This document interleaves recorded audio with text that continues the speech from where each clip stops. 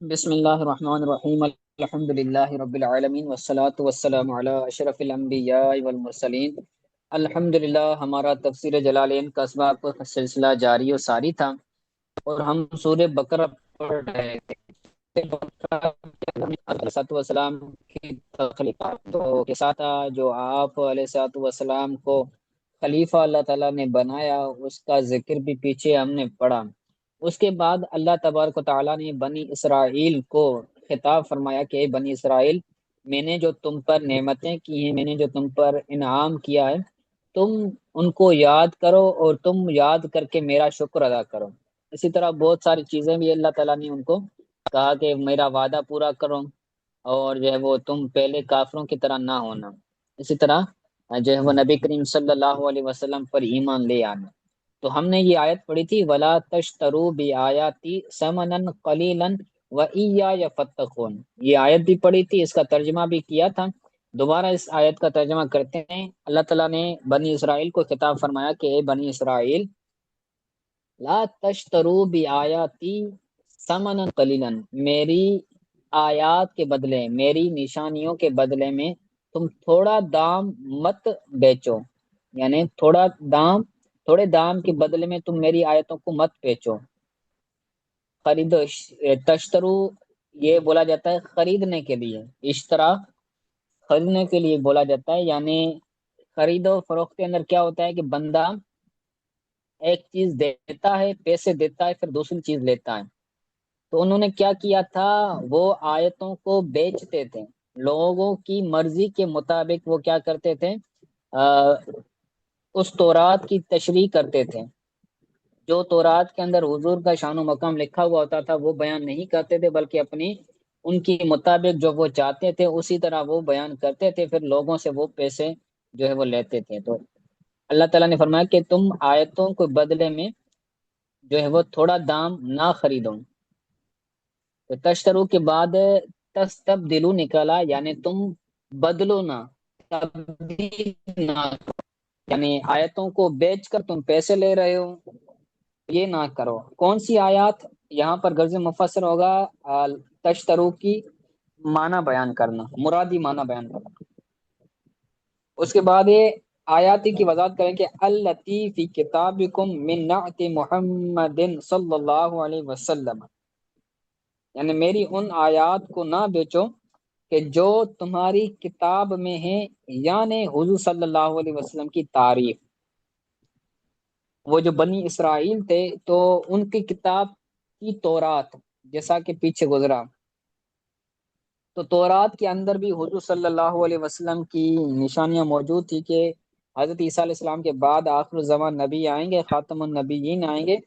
تو حضور کی صفات، حضور کی جو ہے وہ حضور کی تعریف ان کتابوں کے اندر تھی، تو وہ کیا کرتے تھے، ان کو ہٹا دیتے تھے، وہ حق بیان نہیں کرتے تھے۔ تو اللہ تعالیٰ نے فرمایا کہ تم ایسا نہ کرو، پیسے لے کر تم اس چیز کو چھپاؤ نہیں۔ تو یہاں پر غرض مفسر ہوگا آیات کی وضاحت کرنا۔ ثمنن قلیلا کے بعد نکالا اردن یسیرن من الدنیا، یعنی دنیا کا آسان سامان، پیسے لیتے تھے یا کوئی اور چیز لیتے تھے، تو یہ دنیا کا آسان، یسیرن بولتے ہیں خسیس سامان، یعنی اے لا تکتموها خوف فوات ما تاخذونه من سلفتکم، یعنی تم ان آیات کو نہ چھپاؤ جو ہے وہ خوف و فوات ما تاخذونه من سلفتکم، اس خوف کی وجہ سے کہ جو تم اپنے پیروکار سے لیتے ہیں، جو تم اپنے پیروکار سے لیتے ہیں اس کے ختم ہو جانے کے خوف کی وجہ سے تم آیات کو نہ چھپاؤ۔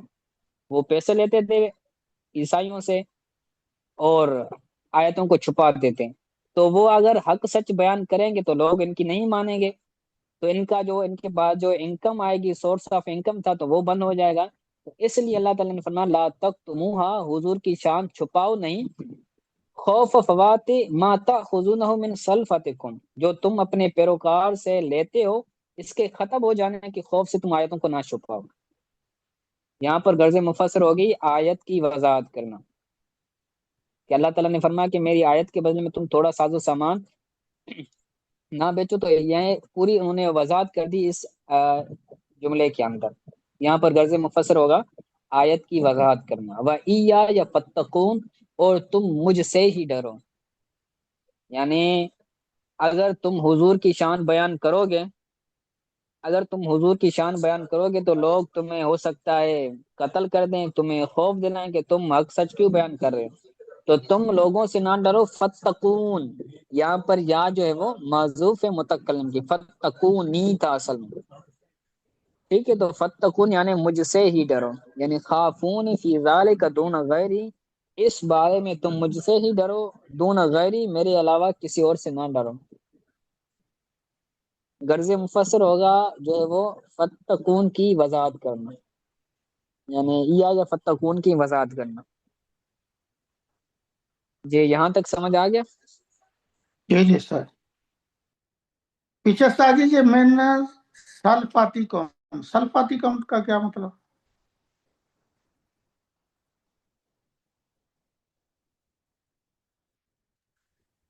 سلفت سلفلاتی قوم. بولتے ہیں پیروکاروں کو.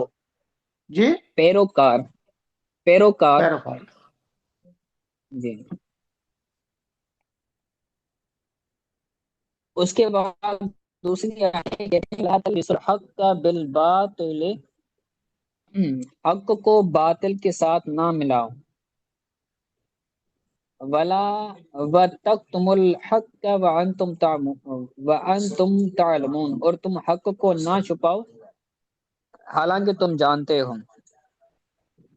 یہ آیت ہے، اس کی تفسیر پڑھتے ہیں، کہتے ہیں ولا تلبسوا الحق، تم حق کو نہ ملاؤ. اس کے بعد نکلا تخلطو، یعنی تم اختلاط نہ کرو.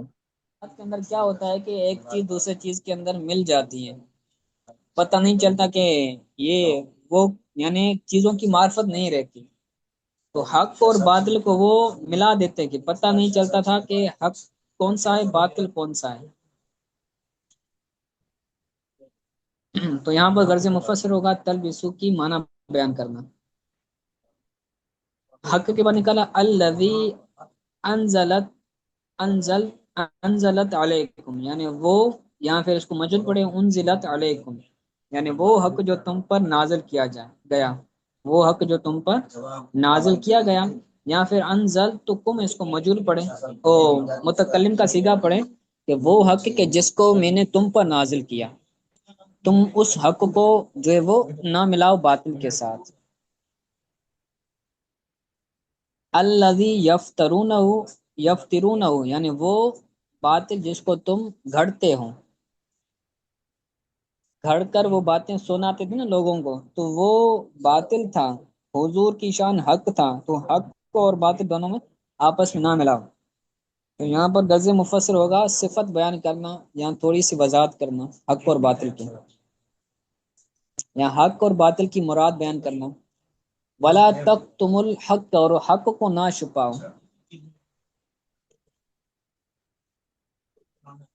یعنی نعت محمد صلی اللہ علیہ وسلم، یعنی حضور صلی اللہ علیہ وسلم کی شان کو تم نہ چھپاؤ. غرض مفسر ہوگا حق کی مراد بیان کرنا. وانتم تعلمون، حالانکہ تم جانتے ہو. کیا جانتے ہو؟ کہ انہ الحق، وہی حق ہے، حضور کی شان حق ہے، تم جانتے ہو، اس کے باوجود بھی تم چھپاتے ہو، تو تم ایسا نہ کرو. غرض مفسر ہوگا تعلمون کا مفعول بہ بیان کرنا. اس کے بعد ہے وَأَقِیمُوا الصَّلَاةَ وَآتُوا الزَّکَاةَ وَارْکَعُوا مَعَ الرَّاکِعِینَ، کہ نماز قائم کرو، زکوٰۃ دو، اور رکوع کرنے والوں کے ساتھ رکوع کرو. یعنی صلو مع المصلین محمد واصحابہ، یعنی نماز پڑھنے والوں کے ساتھ نماز پڑھو، یعنی حضور صلی اللہ علیہ وسلم کے ساتھ اور آپ صلی اللہ علیہ وسلم کے اصحاب کے ساتھ تم نماز پڑھو. ٹھیک ہے. غرض مفسر ہوگا ورکعوا مع الراکعین کی وضاحت کرنا.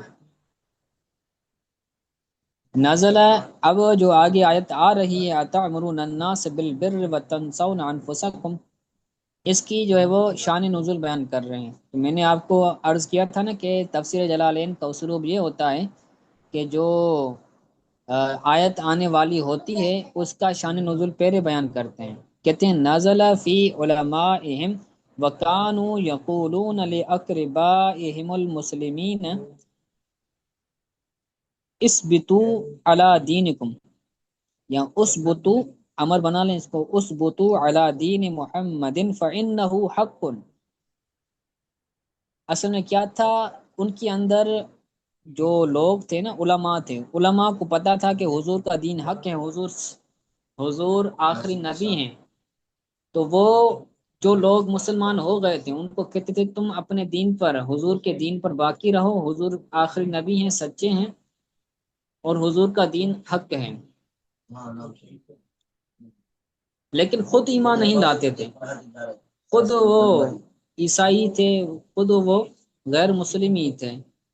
تو ان کے بارے میں یہ آیت نازل ہوئی کہ نزل فی علمائہم، یہ ان کے علماء کے بارے میں نازل ہوا.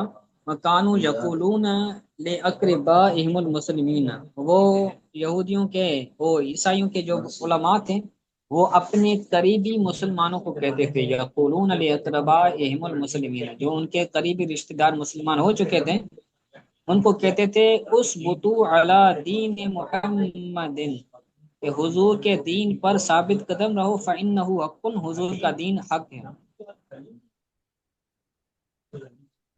ٹھیک ہے، تو یہ شان نزول بیان کرنا غرض مفسر ہو گیا. اس کے بعد کہتے ہیں اتأمرون الناس بالبر وتنسون انفسکم،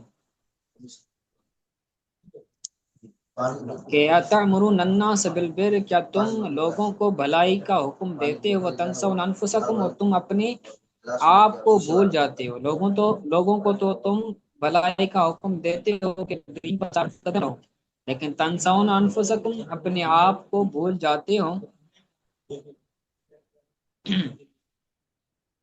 وَأَنْتُمْ تَتْلُونَ الْكِتَابَ أَفَلَا تَعْقِلُونَ، حالانکہ تم کتاب پڑھتے ہو، کتاب کی تلاوت کرتے ہو. کتاب سے مراد تورات ہیں، تو وہ تورات کے عالم تھے، ان کو معلوم تھا. افلا تعقلون، کیا تمہیں سمجھ نہیں ہے، کیا تمہیں عقل نہیں ہے.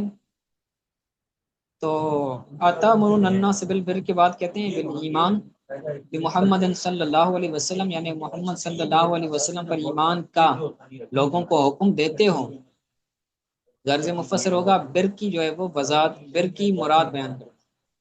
تو بھلائی کا حکم دیتے ہو، بھلائی سے کیا مراد ہے، بھلائی تو بہت ساری ہیں لیکن یہاں پر بھلائی ہے حضور پر ایمان لے آنا. غرض مفسر ہوگا بر کی مراد بیان کرنا. وَتَنْسَوْنَ أَنفُسَكُمْ، اور اپنی جان کو بھول جاتے ہو، یعنی تَتْرُكُونَهَا فَلَا تَأْمُرُونَهَا بِهِ، یعنی تم اپنی آپ کو، اپنی جانوں کو چھوڑ دیتے ہو. لا تأمرونها به، اپنے آپ کو، اپنی جانوں کو حضور پر ایمان کا حکم نہیں دیتے. خود مسلمان نہیں ہوتے، دوسروں کو مسلمان بنانے پر، ثابت قدم رہنے پر ان کو کہتے ہیں. ٹھیک ہے، تو غرض مفسر ہوگا آیت کی وضاحت کرنا. وَأَنْتُمْ تَتْلُونَ الْكِتَابَ، اور تم، حالانکہ تم تورات پڑھتے ہو. واو یہاں پر حالیہ ہے، کتاب کے بعد نکلا التورات. غرض مفسر ہوگا کتاب کی مراد بیان کرنا. آگے کہتے ہیں وَفِيهَا الْوَعِيدُ عَلَى مُخَالِفَةِ الْقَوْلِ الْعَمَلِ، اور اس تورات میں وعید تھی قول کا عمل کے مخالف ہونے پر. قول اگر عمل کے خلاف ہو تو اس پر وعید تھی. وفیہ الوعید علی مخالفت القول العمل، قول کا عمل کے مخالف ہونا، اس پر تورات کے اندر وعید تھی. یعنی زبان سے تم ایک چیز کہو، زبان سے تم ایک بات کرو اور تمہارا عمل جو ہے وہ اس کے برخلاف ہو، تو تورات کے اندر اس چیز کی ممانعت تھی. تو اللہ تعالیٰ نے فرمایا حالانکہ تم کتاب پڑھتے ہو، تورات پڑھتے ہو، تمہیں معلوم ہے کہ قول اور فعل ایک ہی ہونا چاہیے، لیکن پھر بھی تم کرتے ہو. کہ کیا تمہیں عقل نہیں ہے، افلا تعقلون، یعنی سوء فعلکم فترجعون، کہ تمہیں اپنے برے عمل کا پتہ نہیں ہے؟ پتہ جو نہ کہ تم لوٹ آؤ پھر واپس. ٹھیک ہو گیا. اب پیچھے تھا نا ہاں جملۃ النسیان، پیچھے تھا وَتَنْسَوْنَ أَنفُسَكُمْ، تم اپنے آپ کو بھول جاتے. تو یہ جملہ محل استفہام میں ہے، یعنی سوال کرنے کی جگہ میں ہے. وہ جملہ کے نسیان ہے محل الاستفہام. نسیان کا جملہ یعنی تنسون انفسکم کا جملہ یہ استفہام کا محل ہے، استفہام انکاری کا محل ہے. استفہام انکاری وہ ہوتا ہے کہ جس کا جواب انکار میں آئے. اگر کوئی بندہ آپ سے پوچھے کہ کیا یہ کام آپ نے نہیں کیا، تو اس کے جواب میں اگر نہ آئے، انکار آئے، تو یہ استفہام انکاری ہوتا ہے. وَتَنْسَوْنَ أَنفُسَكُمْ، کیا تم اپنی جانوں کو بھول جاتے ہو، یعنی تم اپنے آپ کو بھولتے نہیں ہو، تمہیں پتہ ہوتا ہے، لیکن پھر بھی تم جو ہے وہ ایمان نہیں لے آتے، تو یہ تمہارا قصور ہے. اس کے بعد کہتے ہیں وَاسْتَعِينُوا بِالصَّبْرِ وَالصَّلَاةِ فَإِنَّهَا لَكَبِيرَةٌ إِلَّا عَلَى الْخَاشِعِينَ. اللہ تعالیٰ نے فرمایا تم مدد طلب کرو صبر کے ساتھ. یہاں بات کا ترجمہ نہ کریں، صبر سے مدد طلب کریں، والصلاۃ اور نماز سے مدد طلب کریں، بے شک وہ نماز بھاری ہے، کبیرتن بھاری ہے، مگر خشوع کرنے والوں پر، خشوع کرنے والوں پر بھاری نہیں ہے.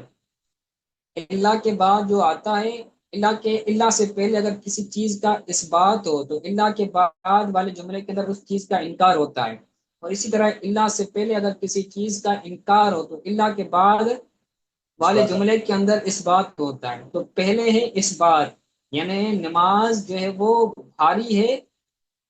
ٹھیک ہے، یعنی یہ اثبات ہے. اللہ سے پہلے والے جملے کے اندر اثبات ہے کہ نماز بھاری ہے. اللہ کے بعد آ رہا ہے علی الخاشعین، مگر خاشعین پر، خشوع کرنے والوں پر. یعنی نماز بھاری تو ہے لیکن خشوع کرنے والوں پر بھاری نہیں. پہلے جملے میں اثبات تھا کہ اللہ کے بعد والا جو جملہ ہے اس کے اندر انکار آئے گا، یعنی خشوع کرنے والوں پر نماز بھاری نہیں ہے. جو خشوع خضوع کے ساتھ نماز پڑھتے ہیں تو ان کے لیے یہ آسان ہوتا ہے.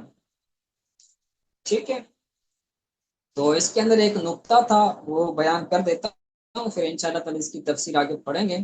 بعض لوگ یہ کہتے ہیں کہ بھائی اللہ کے علاوہ کسی سے مدد نہیں طلب کرنی چاہیے، مددگار صرف اللہ تعالیٰ، صرف یا اللہ مدد کہنا چاہیے، یا رسول اللہ انظر حالنا، یا المدد، یا غوث اعظم کہنا یہ درست نہیں ہے، یہ جائز نہیں ہے، یہ شرک و بدعت ہے. ٹھیک ہے، تو ان سے یہ کہا جائے گا کہ بھائی قرآن ہے، قرآن کی آیت ہے اور امر ہے، بس تعینوا مدد طلب کرو، بالصبر صبر سے. تو اللہ تعالیٰ غیر اللہ سے مدد طلب کرنے کا حکم دے رہا ہے، والصلاۃ اور نماز سے. تو اللہ تعالیٰ قرآن کے اندر حکم دے رہا ہے کہ نماز اور صبر سے مدد طلب کرو. تو اس کا مطلب یہ ہوا کہ غیر اللہ سے مدد مانگنا یہ شرک نہیں ہے، بس شرط یہ کہ اس کے اندر یہ عقیدہ نہ رکھا جائے کہ مدد کرنے والا وہ بذات خود ہے، بلکہ اس کے اندر یہ عقیدہ رکھنا چاہیے کہ حقیقی مددگار اللہ تعالیٰ کی ذات ہے. یہ جو بزرگ ہے، یہ جو نیک صالح بندہ ہے، وہ واسطہ بن رہا ہے اللہ تعالیٰ کے درمیان اور ہماری مدد کے درمیان. تو ہم اگر یا غوث اعظم المدد کہتے ہیں تو اس کا مطلب یہ ہے کہ ہم غوث اعظم جیلانی رحمۃ اللہ تعالی علیہ کو واسطہ بنا کر اللہ تعالیٰ سے مدد طلب کریں. تو یہ واسطہ بنانا، یہ جو ہے وہ مدد طلب کرنا غیر اللہ سے، یہ فرض واجب نہیں ہے.